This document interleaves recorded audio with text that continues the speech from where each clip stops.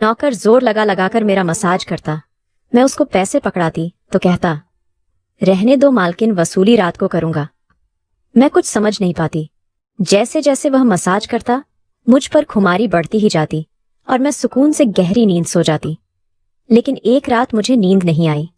मेरे होश उड़ गए जब उस रात मसाज करते करते, मेरा नाम स्वराली है, मैं बहुत खूबसूरत थी, इसलिए शादी से पहले हर दिन मेरे लिए रिश्ता आता था। मैं अपने माँ बाप की इकलौती बेटी थी, इसलिए मेरा बाप चाहता था कि मैं डॉक्टर बनकर उसका नाम रोशन करूं। मगर जब मेरे लिए इतने अच्छे रिश्ते आते थे तो मेरी माँ मुझे कहती कि तुम अपनी पढ़ाई छोड़ दो ताकि मैं तुम्हारी शादी कर दूं। मगर मैं अपनी माँ से कहती थी कि मुझे तो डॉक्टर बनना है।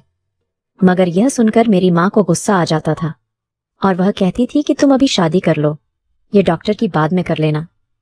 मगर मेरा बाप नहीं मानता था, इसलिए मेरी माँ एक बुजुर्ग बाबा के पास गई और उनसे कहा कि मैं अपनी बेटी की शादी करना चाहती हूँ।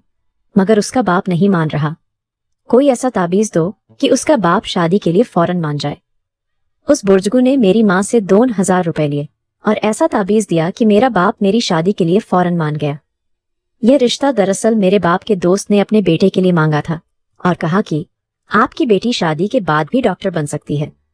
यह सुनकर मेरा बाप ने उससे शादी के लिए फौरन हाँ कह दिया और मैं विदा होकर अपने ससुराल आ गई। मेरे ससुराल वाले बहुत अमीर थे, इसलिए मैं और मेरे पति अलग घर में रहते थे। मेरा पति अपने बाप का बिजनेस संभालता था, इसलिए वह सुबह से शाम तक बिजी रहता था। मैं उसके घर गई तो यह ऐशो आराम देखकर मैं चौंक गई।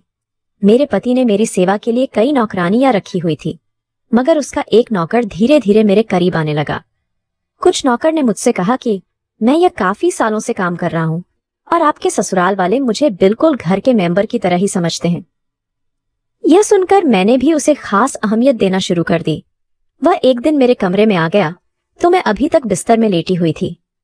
उसने मुझे थका थका देखा तो कहने लगा कि आप लेटे रहो, थक गई होगी, अगर आपको ऐतराज ना हो तो मैं आपके पैर दबा दूं। यह सुनकर मैं चौंक गई। मैं खूबसूरत थी, जवान थी, लेकिन मुझे मेरे पति के अलावा किसी मर्द ने नहीं छुआ था और ना ही मैंने किसी नौकर से कभी अपने पैर दबाए थे। इसलिए मैंने फौरन मना कर दिया, नहीं, मुझे अच्छा नहीं लगता कि कोई पराया मुझे छुए। यह सुनकर वह चुप हो गया और मेरे कमरे से चला गया। तभी मुझे एहसास हुआ कि मैंने उसकी बात का जवाब बहुत सख्ती से दिया था। शायद वह पहले भी मेरे ससुराल में ऐसे काम करता होगा, मगर मैंने साफ इनकार करके उसका दिल तोड़ दिया था। दरअसल मैं बहुत नरम दिल थी, इसलिए मुझे बाद में अफसोस होने लगा। मैं उसके बारे में सोचने लगी कि यह नौकर तो काफी जवान और खूबसूरत है, मुझे इससे पैर नहीं दबाना चाहिए था। शायद मेरे पति को यह बात अच्छी ना लगे। अगले दिन भी ऐसा हुआ। नौकर ने यही बात मुझे दोबारा कहा। मैं उस दिन बहुत थकी हुई थी, इसलिए मैंने अपने पैर बिस्तर से नीचे कर लिए और उससे कहा कि तुम मेरे पैर दबा दो। यह सुनकर वह खुश हो गया और उसने मेरे पैर दबाने शुरू कर दिए। वह इतने धीरे धीरे पैर दबा रहा था कि मुझे फिर से नींद आने लगी। यह देखकर वह नौकर कहने लगा, मालकिन आपको नींद आ रही है, आप बिस्तर पर लेट जाओ, मैं आपके पैर दबाता रहूंगा। मैं जैसे मदहोशी में थी, इसलिए फौरन बिस्तर पर लेट गई। वह नौकर बिस्तर पर आ गया और मेरे पैर दबाने लगा। उसके बाद मुझे होश नहीं रहा और मैं सो गई। मुझे नहीं पता था कि मैं कितने घंटे सोती रही। मेरी आंख खुली तो मैंने देखा कि वह नौकर अभी तक मेरे पैर दबा रहा था। यह देखकर मुझे उस पर तरस आ गया और मैंने हाथ बढ़ाकर अपने पर्स खोली और कुछ नोट निकाले और उस नौकर के हाथ में रख दिए। यह देखकर वह शर्माने लगा। मालकिन, आप मुझे पैसे देकर शर्मिंदा कर रही है, मेरी सैलरी अच्छी है, मुझे इन पैसों की जरूरत नहीं है। यह सुनकर मैंने उससे कहा कि यह पैसे तुम्हारी मेहनत के हैं। यह सुनकर उस नौकर ने मुझसे वह पैसे लिए और मेरे कमरे से निकल गया। मेरा पति रात को देर से आता था, इसलिए मैंने शाम को फिर उस नौकर को अपने कमरे में बुलाया और उसे से कहा कि तुम्हारी मालिश से मुझे बहुत अच्छी नींद आती है, इसीलिए जब तक मेरा पति घर नहीं आ जाता तब तक तुम मेरे कमरे में ही रहना। शायद नौकर को पैसे का लालच आ गया था, इसीलिए वह मेरी बात सुनकर खुश हो गया और कहने लगा, मैं तो आपका मामूली सा नौकर हूं, जैसा आप कहोगे मैं वैसा करूंगा। आपके पैर दबाता रहूंगा ताकि आपकी थकान उतर जाए और आपको सुकून मिले। यह सुनकर मैंने उसे कहा कि तुम्हारे हाथों में जादू है, इसलिए तो मेरी सारी थकावट उतर जाती है। एक दिन नौकर ने मुझसे कहा कि आपकी सास भी कभी कभी मुझे मसाज करवा लेती थी। यह सुनकर मैं चौंक गई। मुझे मेरी सास ऐसी नहीं लगती थी, मगर वह नौकर झूठ बोलने वाला नहीं लगता था। मुझे ससुराल आए 1 महीना होने वाला था, इसलिए मैंने नौकरों को परख लिया था। वह मुझे हर बात सच ही कहता था। मेरे घर में नौकरानियां भी काम करती थी, मगर वह झूठी और बेईमान थी। वह मुझसे जो बात सुन लेती थी उसे पूरे मोहल्ले में मशहूर कर देती थी, इसलिए मैं उन्हें अपने कमरे में नहीं आने देती। यह नौकर इस घर का पुराना नौकर था, इसलिए मैं उस पर भरोसा करती थी। नौकर भी मेरे कमरे में आता था, मगर अपनी नजरें झुकाकर रखता था। वह मेरे जिस्म को हाथ लगाता, मगर उसकी नीयत खराब ना थी। ऐसा हर रात होता था। एक दिन मैंने अपने पति से कहा कि जब से हमारी शादी हुई है हम कहीं घूमने फिरने नहीं गए। यह सुनकर मेरे पति ने कहा कि जब से हमारी शादी हुई है तुम भी तो हर वक्त नींद में रहती हो। मैं रात को भी घर आता हूँ तो तुम गहरी नींद में होती हो। दिन को मेरे पास वक्त नहीं होता और रात को मेरे घर आने से पहले तुम सो जाती हो। यह सुनकर मैं अपने दिल में सोचने लगी कि यह सब नौकर की मालिश की वजह से हो रहा था। मेरे पति की शिकायत यही थी। मुझे रोज रात को अपने पति के लिए जागना चाहिए था। उस दिन मैंने फैसला किया कि आज रात जब नौकर मुझे मालिश के लिए कहेगा तो मैं इनकार करूंगी, ताकि मुझे नींद ना आए और मैं अपने पति के आने तक जागती रहूं। शाम हुई तो मैंने नहाकर खुद को खूब तैयार किया और दुल्हन बनकर बिस्तर पर बैठ गई। नौकर मेरे कमरे में आया तो उसने मुझे मालिश के लिए पूछा, मगर मैंने साफ इनकार कर दिया। मेरी बात सुनकर वह कुछ उदास हो गया और वापस चला गया। कुछ देर बाद नौकर मेरे कमरे में आया तो उसके हाथ में दूध का गिलास था। मैंने खाना नहीं खाया था, इसलिए फौरन दूध पी ली और अपने पति का इंतजार करने लगी, मगर मुझे नींद आ गई और मैं सो गई। सुबह में जागी तो नौकर फौरन मेरे कमरे में आया और कहने लगा, मालकिन आपके लिए नाश्ता लेकर आऊं? यह सुनकर मैंने अपने पति के बिस्तर की तरफ देखा, वह खाली था। यह देखकर नौकर कहने लगा, मालिक को जरूरी काम था, वह नाश्ता करके चले गए। यह सुनकर मेरा मूड खराब हो गया। मैं रात भर उसका इंतजार करती रही, मगर वह सुबह होते ही ऑफिस चला गया। मैंने नौकर से कहा कि मेरे लिए चाय ले आओ। नौकर कमरे से बाहर निकल गया। तभी मैंने अपने जिस्म की तरफ देखा तो चौंक गई। रात को मैंने दुल्हन का कपड़ा पहना हुआ था, मगर अब मेरा जिस्म पर कोई और कपड़े थे। मगर मैंने अभी जेवरात पहने हुए थे। मेरा सर भारी होने लगा। मुझे यह सोचकर चक्कर आने लगा कि रात को मेरे साथ क्या हुआ था और मेरे कमरे में कौन था और उसने मेरे साथ क्या किया था, मगर मुझे कुछ याद ना आया। मेरा दिल घबराने लगा और मैंने अपना सर पकड़ लिया। मेरा पूरा जिस्म दर्द कर रहा था, इसलिए नौकर चाय लेकर आया तो मैंने उससे कहा कि मेरा जिस्म दबा दो। यह सुनकर वह बिस्तर पर आ गया और मुझे दबाने लगा। उस दिन मैं देर तक बिस्तर पर पड़ी रही। उस दिन मेरे पति अचानक घर आ गए। मैंने उसे देखा तो उस पर बरस पड़ी। मैं रात को तुम्हारे लिए दुल्हन बनकर जागती रही, मगर तुम नहीं आए। यह सुनकर मेरे पति कहने लगे, लेकिन मैं रात को कमरे में आया तो तुम गहरी नींद में थी, इसलिए मैंने तुम्हें नहीं जगाया। यह सुनकर मैं चौंक गई, मगर मेरे कपड़े किसने बदली किया और नींद पूरी होने के बावजूद मेरा जिस्म क्यों दर्द कर रहा है? मैं उलझ गई थी। मेरे पति कहने लगे, अच्छा ठीक है, मूड खराब करने की जरूरत नहीं है। मुझे आज रात एक काम के सिलसिले में बाहर जाना है, इसलिए देर हो जाएगी, मगर अभी मेरे पास 3-4 घंटा फ्री है। अगर तुम कहो तो हम अभी कहीं बाहर जा सकते हैं। यह सुनकर मेरा मूड खुद ब खुद ठीक हो गया और मैं सारी रात वाली बातों को भूलकर खुश हो गई। शादी के बाद यह पहला मौका था कि मैं अपने पति के साथ कहीं बाहर जा रही थी।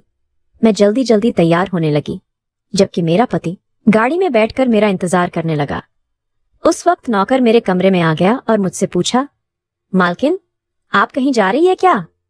यह सुनकर मैंने उससे कहा कि हाँ, मगर तुम क्यों पूछ रहे हो? यह सुनकर नौकर कहने लगा, मैं आपका नौकर हूं, मगर आपको यही सलाह दूंगा कि आप बाहर नहीं जाओ, क्योंकि आपका जिस्म थक जाएगा। यह सुनकर मुझे गुस्सा आ गया और मैंने उससे कहा कि तुम मेरे नौकर हो, मेरे पति बनने की कोशिश मत करो। यह कहकर मैं बाहर चली गई। न जाने मुझे किस बात पर गुस्सा आ गया था। मैंने उस नौकर को खूब खरी खरी सुना दी। वह भी अपनी औकात जान गया था। तभी तो मैं जब घर आई तो वह मेरे सामने नहीं आया। मेरे पति मुझे गेट पर उतरकर वापस बाहर जा चुके थे। जबकि मैं अंदर आई तो मेरा सारा जिस्म बुरी तरह दुख रहा था। शायद मेरे जिस्म को मालिश की आदत हो गई थी। तभी तो रात होते ही वह मालिश के लिए तड़पने लगता था।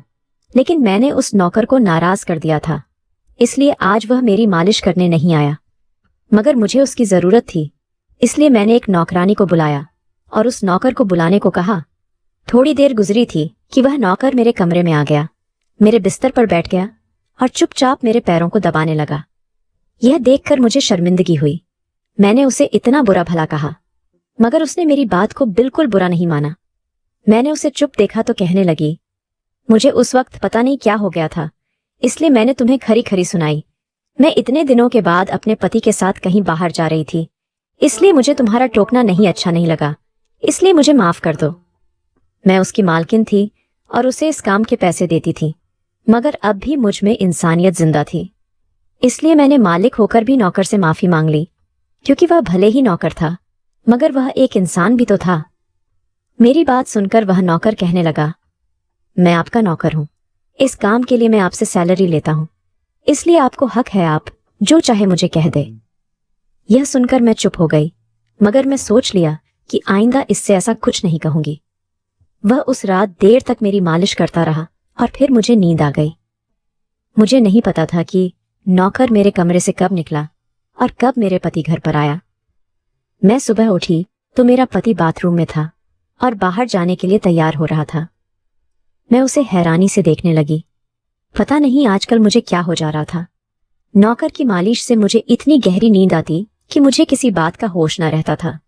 मुझे इस बात का भी पता नहीं चलता था कि मेरा पति कब कमरे में आता था। मैं सोचने लगी कि इस नौकर की मालिश में ऐसा क्या जादू था कि वह मेरे पति के आने से पहले ही मेरी मालिश करता तो मैं अचानक गहरी नींद में सो जाती थी। सुबह जब मैं उठती तो मेरा सर भारी महसूस होता और मैं चलने फिरने के काबिल नहीं रहती। मगर यह बात मैंने अपने पति को नहीं बताई, क्योंकि मैं नहीं चाहती थी कि यह बात मेरे पति को पता चले कि मैं उस नौकर से मसाज करवाती थी। एक दिन मेरा पति दिन के वक्त घर पर ही रहा। मैंने नौकर से घर के सारे काम करवाए, अपने कमरे में नहीं आने दिया। नौकर भी घर के सारे काम करता रहा और मसाज वाली बात किसी के सामने अपने मुंह से नहीं निकाली। मैं भी चाहती थी कि यह बात किसी को पता ना चले। इस दौरान जब मेरा पति घर से बाहर जाता था, मैं उस नौकर को कमरे में बुला लेती थी। मगर एक दिन मेरा पति अचानक ही घर आ गया और मैं कमरे में थी। यह सुनकर मैं बहुत घबरा गई और सोचा कि पति के आने से पहले नौकर को भगा दूं, मगर यह नौकर भी बड़ा समझदार था। मेरे पति के आने से पहले दूसरे काम पर लग गया और मेरे पति को कुछ पता नहीं चला। मैं मसाज घर की नौकरानियों से भी करवा सकती थी, मगर उस नौकर के हाथ में क्या जादू था कि मैं उसे हर रोज अपने कमरे में बुला लेती थी। मुझे पता नहीं क्या हो जा रहा था। जिस रात मैं नौकर से मसाज नहीं करवाती थी, उस रात मेरे पूरे जिस्म में दर्द हो जाता था। सुबह में जागती तो मेरा सर भारी हो जाता था और मुझे थकान भी हो जाती थी। एक रात मैंने नौकर से मालिश करवाई और गहरी नींद सो गई। सुबह मेरी आंख खुली तो फिर से मेरे कपड़े चेंज हो चुके थे। यह क्या माजरा था? ऐसा कौन करता था? क्या मेरे पति मेरे साथ ऐसा कर रहा था? मैं सोच में पड़ गई। मैंने शीशे के सामने जाकर देखा तो चौंक गई। मेरे पूरे जिस्म पर लाल निशान पड़ गए थे। यह कैसा निशान था? मैं अपने जिस्म पर हाथ फेरने लगी। मैं जैसे उस निशान को मिटाना चाहती थी, मगर ऐसा ना हुआ। अगले दिन फिर मैंने अपने जिस्म को देखा कि निशान खत्म होने के बजाय फैलने लगा था। मैं घबरा गई। तभी मेरे कमरे में नौकर आ गया और उसने मुझे मालिश को कहा। मैं उस निशान को छुपाना चाहती थी, इसलिए उसे कहा कि आज तुम सिर्फ मेरे पैर दबा दो। उसने मुंह से कुछ नहीं पूछा, मगर मैं अंदर ही अंदर डर रही थी। किसी दिन मेरे पति ने यह निशान देख लिए तो मैं उसे क्या जवाब दूंगी। मैं यह सोच सोचकर थक चुकी थी, इसलिए मैंने तकिया पर पैर रख दिया। नौकर मेरा मसाज करने लगा। मेरी आंखें नींद से बंद होने लगी थीं। तभी मुझे नौकर ने ऐसी बात कह दी जिसे सुनकर मेरे होश उड़ गए। उसने मुझसे कहा, मालकिन आप मुझे बहुत अच्छी लगती हो। मेरी आंखें बहुत बोझल होने लगी थीं। मुझे उसकी बात समझ नहीं आई और फिर मैं गहरी नींद सो गई। सुबह मेरी आंख खुली तो मेरा पति भी बिस्तर में लेटा हुआ था। मेरा सर भारी हो रहा था और जिस्म दर्द से छूट रहा था, मगर उसके बावजूद मैं अपने पति के करीब गई और उसे धीरे से उस निशान के बारे में बता दिया। मैंने सोचा कि यह निशान बढ़ रहे थे, इसलिए मुझे यह बात अपने पति को बता देनी चाहिए। यह सुनकर मेरे पति ने मेरे जिस्म से कपड़ा हटाया तो वह उछल पड़ा। वह मुझसे दूर हो गया और कहने लगा, तुमने मुझे धोखा दिया है, बेवफाई की है और तुम्हें उसी की सजा मिली है। ये कोई बीमारी नहीं है, बल्कि तुम्हारा गुनाह है। मुझ में क्या कमी थी जो तुमने दूसरा मर्द तलाश कर लिया? मैं काम में बिजी था, मर तो नहीं गया था कि तुमने एक और चक्कर चला लिया। यह सुनकर मैं हक्का बक्का रह गई। मैंने उससे कहा कि यह आप कैसी बातें कर रहे हैं, मैं बेकसूर हूं। मगर मेरा पति हंसने लगा और कहा कि यह निशान बता रहे हैं कि तुम गुनहगार हो, इसलिए मेरे घर से निकल जाओ। मैं तुम्हें तलाक के पेपर भेज दूंगा। उसने मुझे धक्के मार मार कर निकाल दिया। मैं रोते हुए अपने माँ बाप के घर आ गई और उन्हें अपनी बेगुनाही का यकीन दिलाया।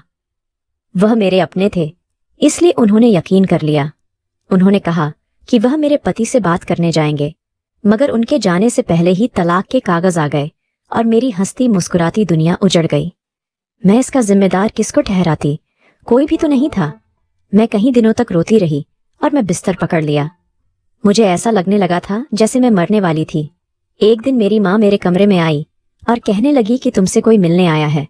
मैं भाग कर गई कि शायद मेरे पति आए हो, उसे मेरी बेगुनाही का एहसास हो गया हो। मगर वहां मेरा पति नहीं था, बल्कि वही नौकर था जो उसके घर काम करता था।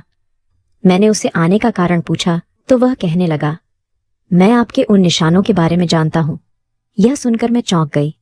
और ये निशान क्यों थे? यह सुनकर मैं खड़ी हो गई और उसके शर्ट का बटन एक झटके से खोल दिया। मुझे अब समझ आया कि मेरे पति ने मुझ पर इतने गंदे इल्जाम क्यों लगाए थे। यह देखकर मैं नौकर के सीने पर मुक्के मारने शुरू कर दिए। यह मेरे जिस्म पर कैसे आए? तुमने मसाज के बहाने मेरे साथ क्या क्या किया था? मुझे सच सच बताओ। यह सुनकर नौकर ने मेरे दोनों हाथ पकड़ लिए और कहने लगा, मेरा नाम विक्रम है और मैं तुम्हारे साथ यूनिवर्सिटी में पढ़ता था, मगर मुझे तुमसे प्यार हो गया। मैं भी डॉक्टर बनना चाहता था और मैंने सोचा था कि जब हम दोनों डॉक्टर बन जाएंगे तो मैं तुम्हारे बाप से तुम्हारा हाथ मांग लूंगा। मगर एक दिन तुम्हारी सहेली की जुबानी मुझे पता चला कि तुम्हारी माँ तुम्हारी शादी जल्द करना चाहती है, इसलिए मैंने डर कर तुम्हारे घर रिश्ता भेजा। मगर तुम्हारे बाप ने इनकार कर दिया और कहा कि मैं अपनी बेटी की शादी तब करूंगा जब वह डॉक्टर बन जाएगी। इसलिए मैं इत्मीनान होकर अपनी पढ़ाई करने लगा। मुझे एक हफ्ते के लिए अपने कजिन की शादी के लिए शहर से बाहर जाना पड़ा, तभी तुम्हारी शादी हो गई। वह यह सब मुझसे कह रहा था और मैं बेयकीनी से उसे देख रही थी। मैं वापस आया तो मेरी मोहब्बत किसी और की दुल्हन बन चुकी थी और मैं तुम्हारे प्यार और दीवानगी में तुम्हारे ही घर का नौकर बन गया ताकि मैं तुम्हारे करीब रह सकूं। मैं तुम्हारे करीब आना चाहता था, इसलिए मसाज के बहाने तुम्हारे कमरे में आ जाता था और रात को तुम्हारे दूध में बेहोशी की दवा मिला देता था ताकि तुम सोती रहो और तुम्हारा पति तुम्हारे करीब ना आ सके, क्योंकि तुम मेरी थी। मैं तुम्हें किसी और के करीब नहीं देख सकता था। यह सुनकर मैं हक्का बक्का रह गई। क्या तुमने मेरे साथ कभी कुछ गलत किया? यह सुनकर उसने मेरा हाथ अपने सर पर रख लिया और कहा, मैं तुमसे प्यार करता था, इसलिए तुम्हारे इजाजत के बगैर मैं तुम्हारे साथ कुछ नहीं करना चाहता था। यह सुनकर मैंने उस निशान की तरफ इशारा किया जो हम दोनों के जिस्म पर थे। यह सुनकर वह हंस दिया और कहा कि मैं डॉक्टर हूं और यह सिर्फ इन्फेक्शन है। यह मैंने इसलिए किया ताकि तुम्हारे पति को हम दोनों के ऊपर शक हो जाए। यह कहकर उसने मुझे माफी मांग ली और मैंने पूरे 1 साल उसे सजा देने के बाद माफ कर दिया और फिर उसके साथ शादी कर ली।